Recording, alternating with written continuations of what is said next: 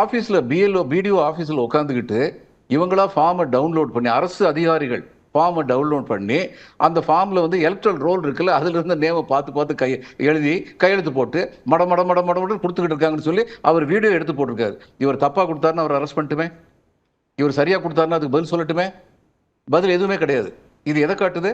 இங்கே நிறைய ஃப்ராட் நடக்குது.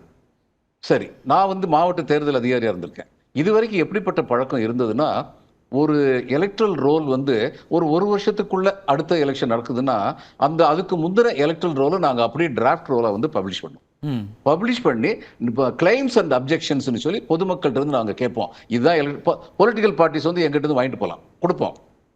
இந்த எலக்ட்ரோலை பார்த்துட்டு இதில் யாராவது செத்தவங்க பேர் இருக்கா சொல்லுங்க, யாராவது பேர் விடுபட்டு இருக்கா அதெல்லாம் சொல்லுங்கன்னு அந்த கரெக்ஷன் எல்லாம் எடுத்துட்டு நாங்கள் வந்து இதை அடிஷன்ஸ் அண்ட் டிலிஷன் சொல்லுவோம். இதை பண்ணுவோம். சரி, 5 வருஷத்துக்கு ஒரு எலெக்ஷன் நடந்ததுன்னா டோர் டு டோர் எனுமரேஷன் ஒன்று உண்டு. எனுமரேட்டர்ஸ் வந்து வீடு வீடா போய் எனுமரேட் பண்ணிட்டு கொண்டு வருவாங்க. அதையும் டிராஃப்ட் எலக்ட்ரல் ரோலா தான் பப்ளிஷ் பண்ணுவோம்.